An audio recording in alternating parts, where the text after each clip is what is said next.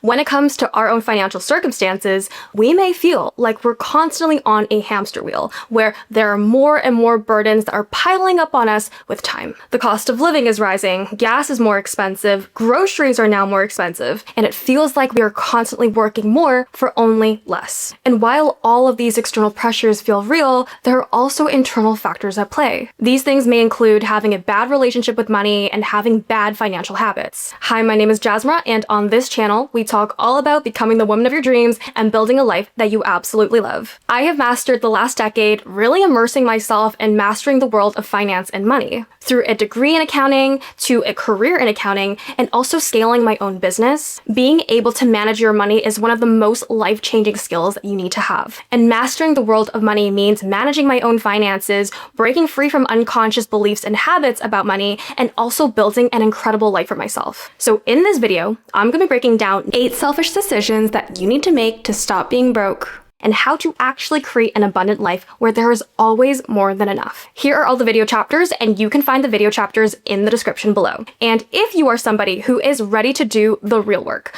I'm not just talking about watching these videos, but actually transforming. I provide worksheets for every single one of my videos. In these worksheets, you'll find in-depth journaling prompts as well as practical exercises to help you start removing your limiting beliefs and to write out an action plan so you can start living out as your highest self today. You can access these worksheets down in the description below. Now let's dive into the video. The first selfish decision that you need to make is to shut people up as soon as they go off tangent with their own fears and projections. We are such energetic beings, and when we're in the vicinity of someone who has a lower frequency or who has very limiting mindsets around money and finances, about the economy, about the state of the world, the more that we hear these fears, they're gonna rub off on us. If you have really big goals for yourself and you're working on your limiting beliefs around money, you're working on feeling that abundance mindset and frequency, but you always hang out with this one friend who keeps raining on your parade, talking about how bad the job market is, talking about how there's no more money in the economy, talking about how everyone else is struggling financially, what I like to do is I like to do a pattern interrupt. And a lot of coaches do this when they do one-on-one coaching. Pattern interrupt is when you abruptly change the topic of the conversation. Abruptly going like, oh, what's that in your hair? Or abruptly saying, oh, by the way, there's something that I need to tell you that I totally forgot. I know initially it may feel like you're coming off as rude, but trust me, you're doing yourself a favor and you're also doing them a favor. You need to be proactive about this, because even if you didn't have that fear initially, the more you hear it and the more fearful they sound, you are subconsciously going to believe it as well, because we are wired to be survival beings. The second selfish decision that you need to make is to allow yourself to want things and believing you can actually have them. When we are stuck in dire financial circumstances, it is really hard for us to dream. It is really hard for us to think of another reality where there's more than enough, where things can actually be abundant. And because of this, we rarely give ourselves permission to dream beyond our current reality. I am talking about affording a lifestyle that you want without being worried about financial struggles, or even being able to afford certain luxuries without thinking that you're taking it away from other people. When you look at wealthy people, what kind of narratives go through your mind? Do you feel like only certain people are entitled to this lifestyle? Or do you feel like you need to be a bad person and do bad things in order to achieve that lifestyle? Or do you think, I don't think I'll be able to achieve this kind of lifestyle or have this financial wealth in this lifetime? But what if this is the lifetime to be able to achieve those things? What if this is the life where you get to break generational curses, build generational wealth for you and your lineage beyond you? What if you are the person in charge of breaking that cycle? What if all of that can truly be available to you, but the only thing that is stopping you is because you are not giving yourself permission to dream beyond your own reality? It may not happen tomorrow or the next day, but what if with consistency with your actions, taking risk, and trusting the universe that you're meant for more, you can get yourself out of a bad situation, and on top of that, build financial wealth and build financial freedom? If you have very stubborn beliefs about what you think is possible for you financially, this is the prescription that I want you to repeat every single day. I want you to repeat, wouldn't it be wonderful if blank. Wouldn't it be wonderful if I could sell my paintings for $50,000? Wouldn't it be wonderful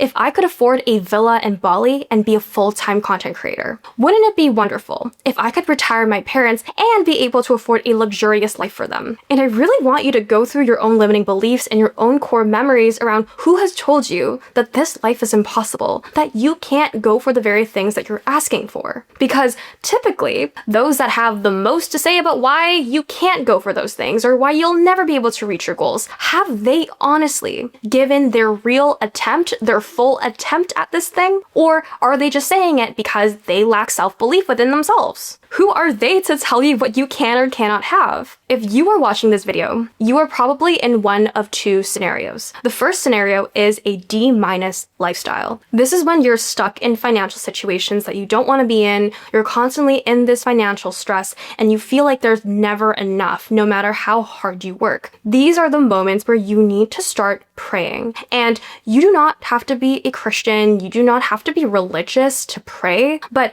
praying has helped me so much in calming my anxiety and being able to let go and trust that there's a force that is really here to take care of you. And how I really like to do inner work and how I like to release all these limiting beliefs is that I really like to either pray or meditate and really use it to calm my nervous system down. If you're in a place where you're constantly financially anxious, you will not be able to have the ability to think straight, to think logically, and to think from a place of strategy. So I recommend that you keep praying, keep shifting your perception until you feel less anxious and more hopeful of the future. The second scenario is a B+ life. And in some ways, a B+ life can be worse than a D- life. Because if you're in a D- life, at least you know that life isn't going well and you need to change in order to get yourself out of that situation. A lot of successful entrepreneurs, they go from a D- life to an A+ life. But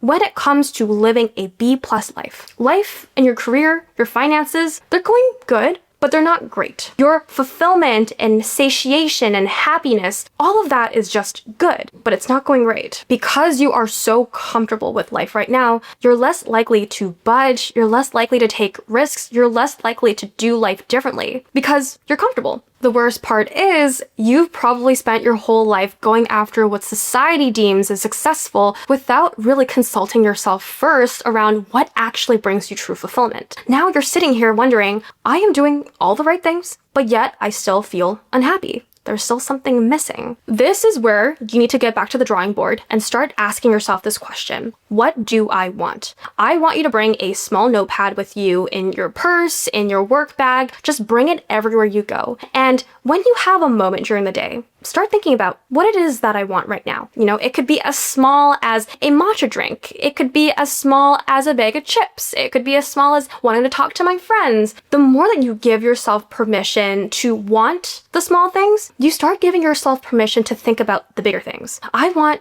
a bigger house. I want a business where I can express myself. I want to start making content. I want to have 1 million followers so I can start speaking on stages. I want, and you start to build this longer list where you become more clear about what it is that you want. If you have been the oldest sibling and you've always put other people's lives ahead of yourself and you're thinking, why do I feel like I don't know what I want? And it's because you haven't given yourself full permission to think about it. The third selfish decision that you need to make is stop buying things to impress people. I know this person who used to be in a relationship with his ex-wife, and when they were together, they spent a lot of money on luxurious vacations. They had a beautiful home together. They had a BMW together. So overall, their lifestyle was very high quality. But when they got divorced, he was left with absolutely nothing in his bank account. And his ex-wife took everything and didn't even leave a single penny for him. And even though he had a pretty good white-collar job, he was working in corporate and he was doing really well for himself in his career, he was still living paycheck to paycheck. He still rented out a luxury apartment. He went out to really beautiful and luxurious restaurants. It is okay to demand a certain quality and a certain standard in your life, but only on these two conditions. When you have an emergency fund built up, which is 3 to 6 months of essential expenses saved up, and if you're saving at least 20% of your paycheck after all expenses. If you don't have these two conditions met, you can't afford it. This is the rule of thumb. Before you enter into any sort of contractual agreement around buying and leasing a home or buying and leasing a car, you need to make sure that you can afford the monthly payments. If you're making a really big financial decision right now, you can also consult ChatGPT. So tell ChatGPT how much you've saved up right now, how much you're making every single month, what are your existing expenses, and you can ask ChatGPT, well, given the interest rate of this house, or given the interest rate of buying this car, is this a sound financial decision? Am I getting the best bang for my buck in this agreement? You are not able to financially lay a base for yourself and also invest 20% of your paycheck towards your savings, then you may need to temporarily downgrade your life. Even if it means that you need to sell your car, start taking the bus to work, or living an hour away from work, or going back and living with your parents. All of these decisions that you make are going to be kind of shitty in the short term, but you are setting yourself up for financial peace later on in the future. A temporary downgrade might suck for a little while, but it will reward you with the financial peace that you've been after. I know that this may be a hit to the ego, from going from a luxurious one-bedroom apartment to living with roommates, or going from a BMW car to a Mazda. I know it's a bit scary too to think, what are people going to think of me, right? I've built this image of myself that I was successful, that I'm amazing at what I do, that I'm financially set. But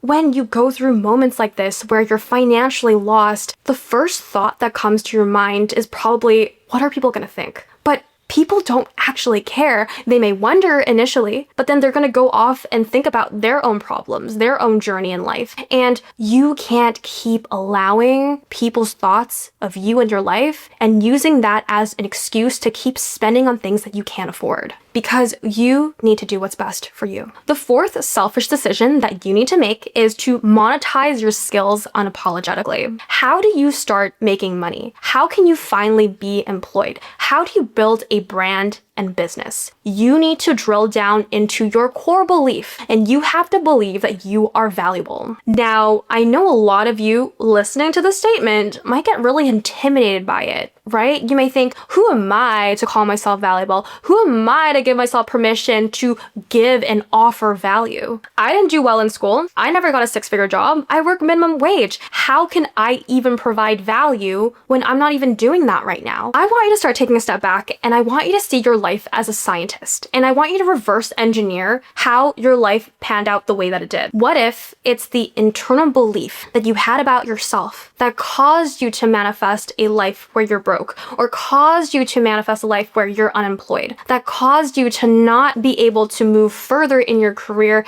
and stuck in a minimum wage job? What if it has been your own core belief that's been responsible for your reality today? Because I'm sure that you've seen very successful people who may not necessarily be smarter than you, or more talented than you, or more charming than you. But in fact, it's because they believe that they were inherently worthy first. And then their external circumstances changed because they allowed themselves to be worthy of more. The greater your self-worth, the greater the quality of your life will be. It's not the other way around, where the quality of your life rises and then your self-worth rises. Your self-worth always comes first. You don't get paid for what you do. You get paid for who you believe you are. So in order to define what kind of skill you want to start monetizing, it starts with these three questions. What do you love doing? What looks like work to others but feels like play to you? What makes you feel excited? What is something that you would willingly want to learn more about, even if it may not always have a direct benefit to improving your life? The second question is, what are you good at? Reese Witherspoon once said, "Don't chase your dreams, chase your talents." What comes easy to you that a lot of people find difficult or hard? The third question is, what does the world need? What are real problems that people and businesses would pay to have solved? I want you to stop it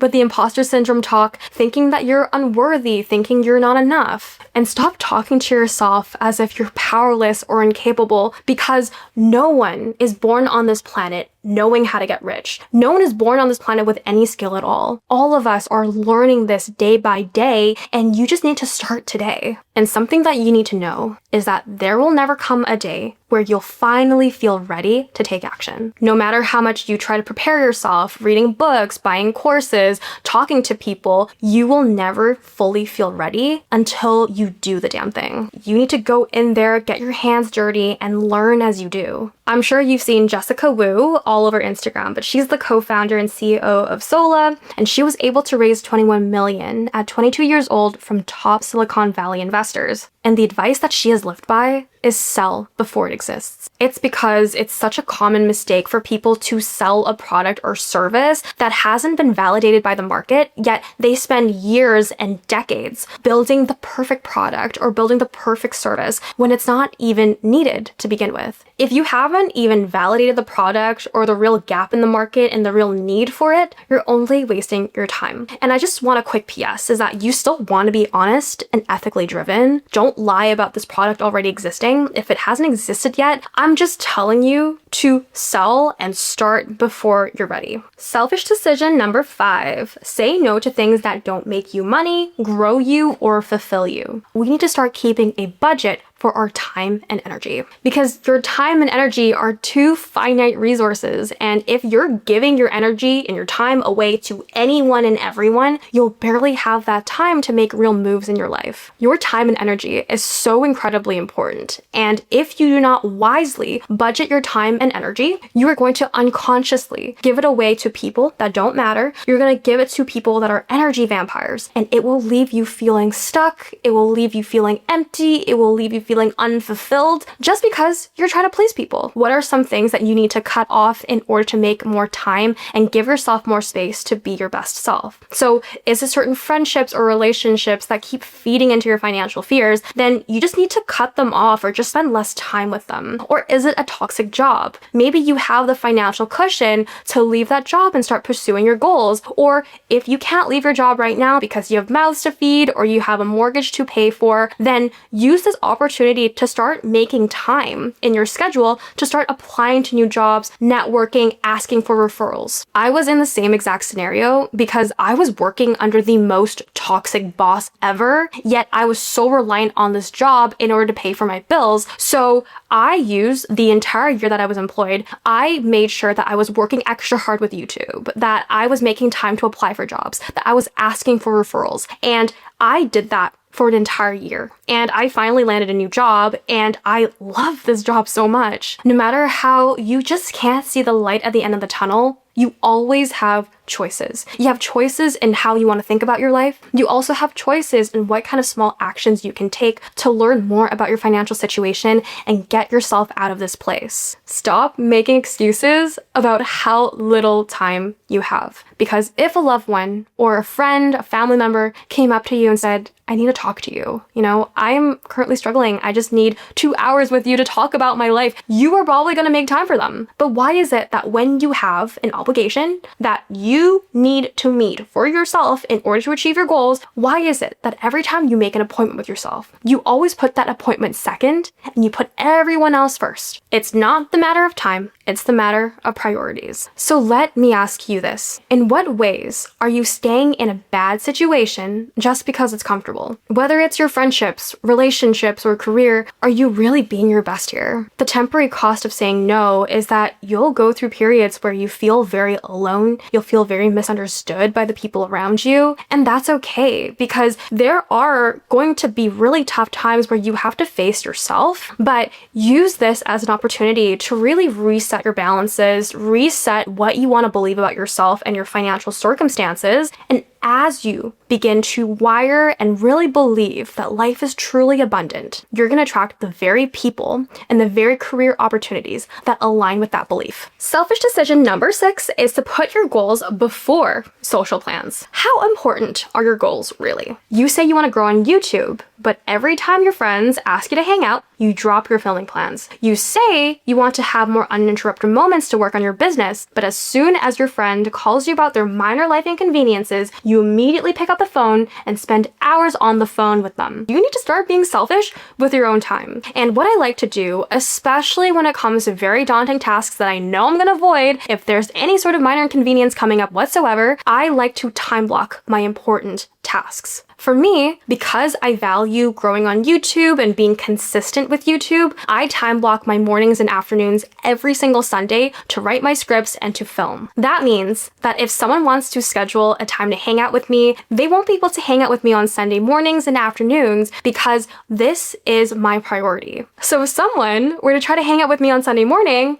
I'm gonna say, no, can do. I gotta film today. You cannot be dependent on other people's schedules to determine what you can or cannot work on today. Because if you want to build true consistency, you need to stay loyal to your own routine. So if you want to be more consistent with your goals, I highly recommend setting a consistent time throughout the week, a consistent place, so that when you are essentially doing the very thing that you had planned to do, you have less resistance towards it over time. If you work a 9 to 5 and your friend messages you on a Wednesday afternoon saying, do you want to go to Disney World right now? Obviously you can't because you're working a 9 to 5. You have real commitments. You need to approach your goals with the same level of commitment. The next selfish decision is choosing your life partner. Choosing your life partner is the most important financial decision that you'll ever make in your life. How your partner views money, like their money relationship, his long-term vision for his life financially, how he manages his money, how he makes it, and how he shares it with you directly impacts the quality of life that you get to live. Having aligned financial values and an aligned vision kind of looks like two people canoeing. Scenario 1 is if these two people are paddling in the same direction and exerting the same amount of force and effort. So if both people are working just as hard to going in one direction, they're going to progressively carry more and more speed and momentum. What this means is that if you and your partner have the same financial vision in life and you guys are both working towards it together as a team, you guys are going to get to that end goal much faster. And not only that, you guys both motivate each other and empower each other to keep moving forward. Even if you guys get tired, you guys are really showing support with one another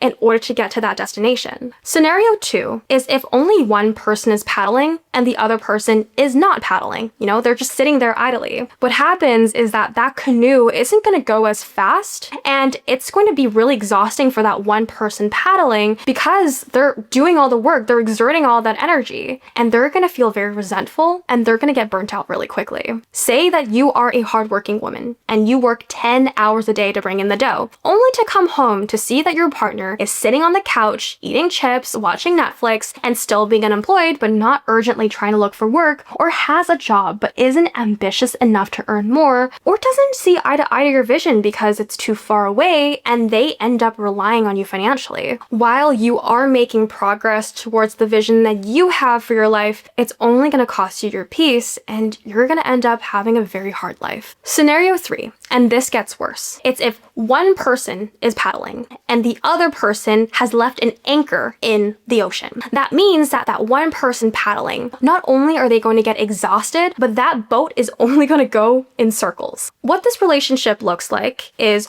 one person in the relationship is the one that's carrying the weight. You know, they're paddling, they're trying to make ends meet. And the other person is constantly in terrible debt. They have a gambling addiction. They're getting into really shady deals or really shady activity in order to make money. And this relationship is constantly in a place of financial instability and they're not really getting anywhere with their goals. If you are dating someone or if you're talking to someone who has a lot of debt, this is something that you need to be mindful of, because if you are going to marry this person, you're also taking on their burdens and you're also going to be the one responsible to making sure that they get out of that situation. If you are in either scenarios 2 or 3, love is simply not enough. And it does not matter how much work you're doing, how much unconscious rewiring of subconscious beliefs and all the mindset work you're doing. If you are so burnt out from trying to get this boat to move, even though it's not moving as fast as you want it to because your partner is dragging you down, this is the time where you have to rethink your relationship. This is where you need to have uncomfortable conversations about where this relationship is going financially. There is nothing more exhausting than being a woman in a relationship with a man who is constantly mothering him. If you are a woman watching this right now, it does not matter how old you are. It doesn't matter how deep the relationship has been or how long you've been in this relationship with this person for,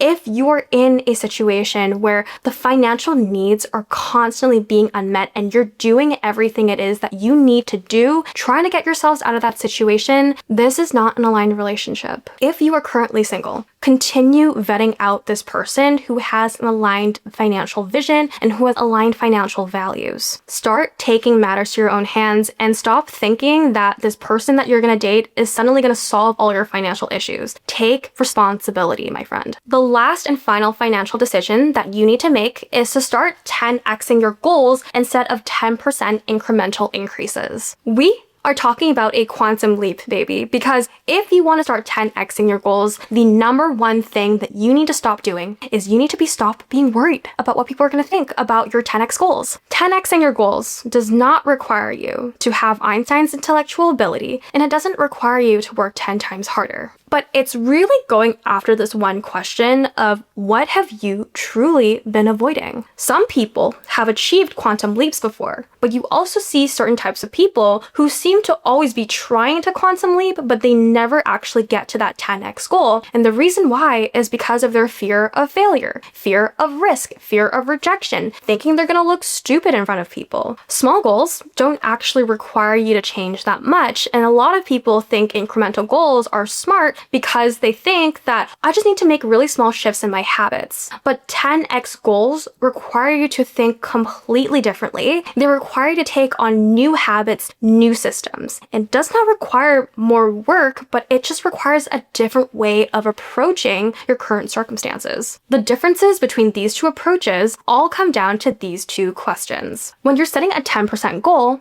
you're asking, how can I do more of what I'm already doing? When you set a 10x goal, you're asking, what would need to be completely different for this to happen? If you're in sales and you're selling a $10,000 software, it often requires the same amount of calls, the same amount of pitches, the same amount of effort as closing a $1,000 software. You're still on a 30-minute Zoom call and you're still handling the same objections, but the difference is who you're selling it to. If you are a content creator, a 500,000 view video may not necessarily take 10 times the effort than a 50,000 view video. You may still be spending that same hour filming and editing, but the main difference is that you are now improving your hooks and really hooking that viewer in the first 5 seconds. Life rewards those that have the audacity to go for what it is they want, and they're also flexible with what's required of them to make those changes. Now, if we've reached the end of this video, I would love to know in the comments down below what is one selfish decision that you are going to start implementing. And if you want to truly transform your life and really dive into those subconscious beliefs, I highly recommend checking out my worksheets down below, and they're completely free. And if you are on the journey of becoming the woman of your dreams and building a life that you love, check out my channel because I make a ton of videos about self-worth, money, relationships, love, literally all things high-value women energy. If you love this video, I highly recommend that you check out this video over here. This video will share you real practical tools to help you upgrade your financial life with soft life approaches. I love and appreciate you so much. Thank you so much for being here, and I hope to see you in the next video. Bye!